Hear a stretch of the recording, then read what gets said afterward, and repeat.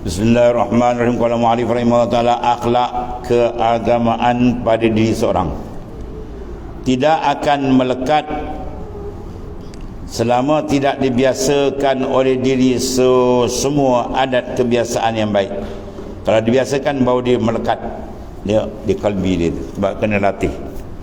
Dan selama tidak ditinggalkan semua perbuatan yang jelek, ya, dia akan terbawa. Dia kalau dia istiqamah, insya-Allah dia akan dapat pertolongan. Dan selama tidak dibiasakan, mana kena biasakan supaya teradat dengan yang baik, dan biasakan teradat meninggalkan yang tak baik. Sebagai yang dibiasakan oleh orang yang rindu kepada perbuatan-perbuatan baik, ia merasa nikmat dengan perbuatan-perbuatan yang baik, benci kepada perbuatan yang keji, dan merasa tidak enak dengan perbuatan-perbuatan tersebut, tak selesa.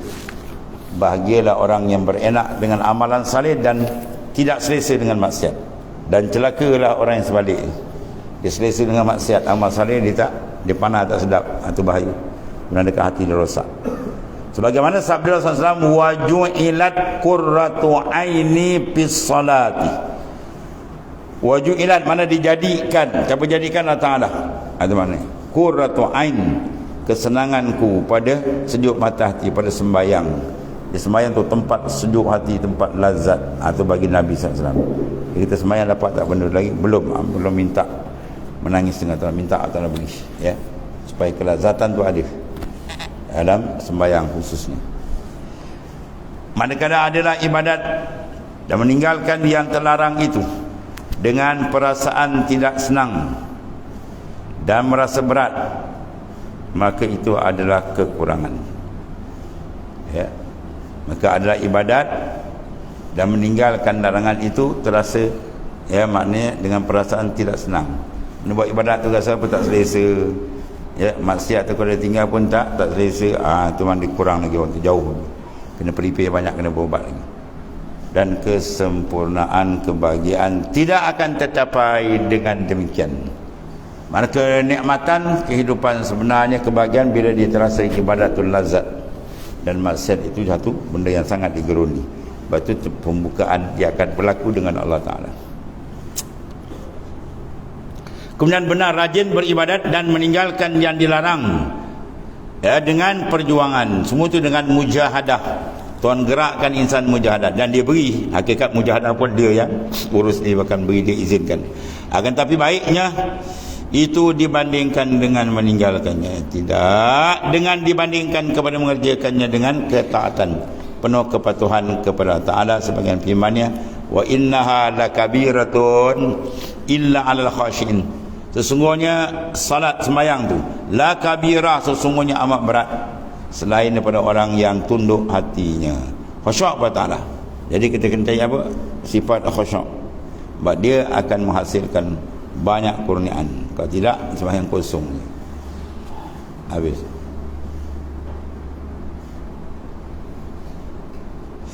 Berkata berat, innaha, sungguh sembahyang, la kabirah, sesungguhnya berat, ya. Banyak orang tak sembahyang, buat dia kata berat, padahal benda tu kan lama sangat, tak sampai 10 minit.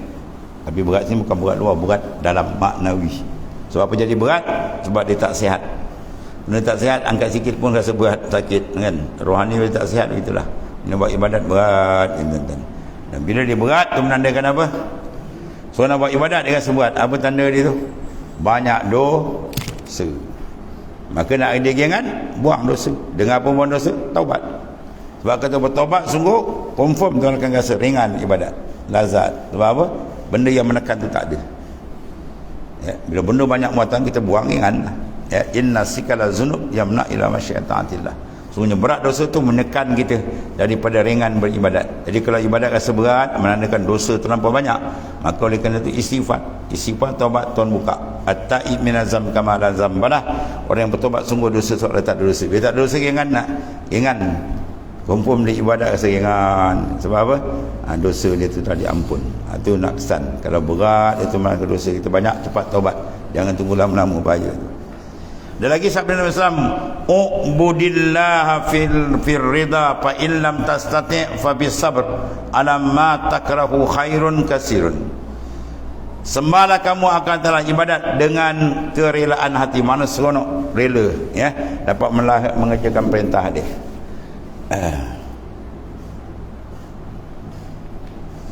Mana tadi? Jikalau engkau tidak sanggup, mana boleh sampai peringkat tu, maka dengan sabar. Kata apa? Reda, duduk sabar. Sebab bawah sabar, bawah sikit. Reda lagi tinggi. Ya, tiada engkau sukai dan banyak kebaikannya. Riwayatkan Tabarani daripada Al-Iraqi. Jadi maknanya apa? Ma takrahu khairun kasirun. Allah. Jadi banyak kebajikan dia kata. Termasuk dia kasir. Khairun kasirun. Habis. Kemudian satu lagi tu. Kemudian tiada mencukupi, memperoleh kebahagiaan yang dijanjikan di atas. Tiada mencukupi, memperolehi kebahagiaan yang dijanjikan di atas. Ya, di atas bagusnya akhlak.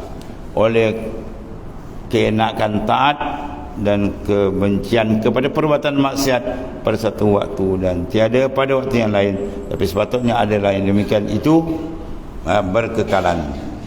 Mana semangat kita menguji ibadat lazat tu biar kekal. Maksiat kita rasa turun tak nak, biar kekal. Sebab dia boleh berubah. Kadang cantik lepas tu dia turun balik metar pun ada.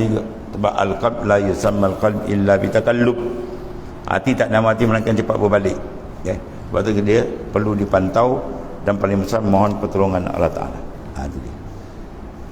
Maka manakala umur itu lebih panjang, maka perbuatan utama itu lebih meresap dan lebih sempurna. Kerana itulah ketika Rasulullah SAW ditanya tentang kebahagiaan, lalu baginda SAW menjawab, tulul umri fi ta'atillah. Panjang umur tapi dalam mentaati perintah Tuhan. Dan dalam panjang umur lawan perintah Tuhan, panjang umur ni banyak ibadat di waktu yang terbaik. Panjang umur dalam mentaati perintah Allah.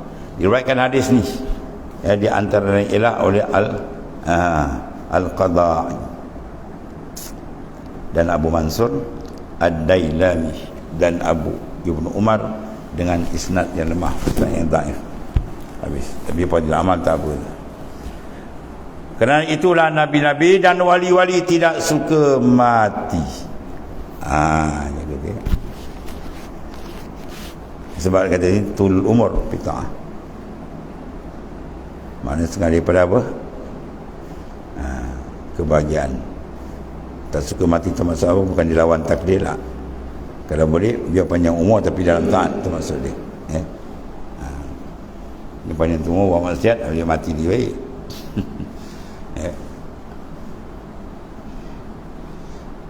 Sebab dalam hadis yang panjang Nabi kata apa? Mautatun fi ta'atillah khairun min hayati bin maksad. Mati kena taat Tuhan lebih baik daripada kau hidup panjang menderaka dan buat maksiat dengan Allah Ta'ala.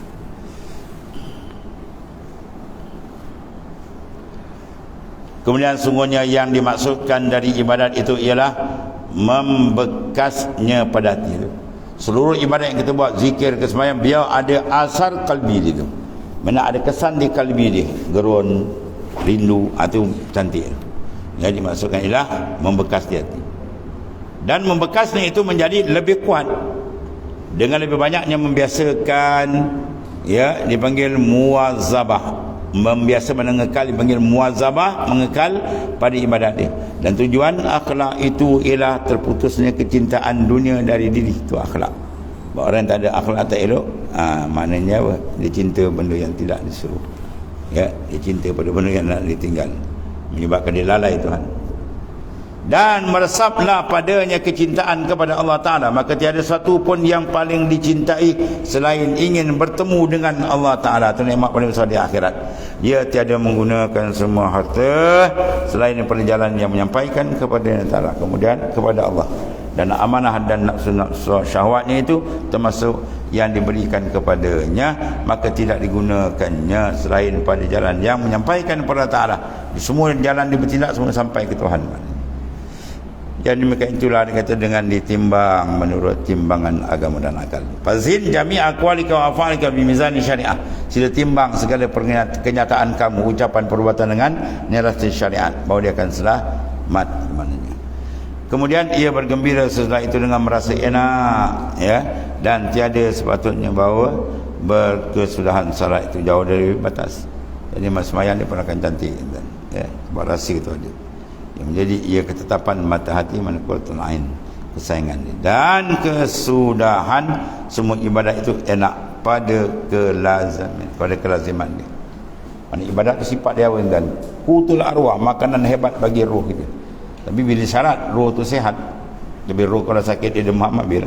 Dan kita juga makanan sedap tak dirasa bila dia ada masalah, ya, fizikal dia demam ke, sakit ke dan sebagainya.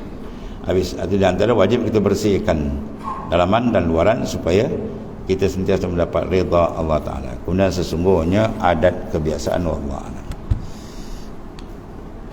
Bismillahirrahmanirrahim. Alhamdulillahirabbil alamin.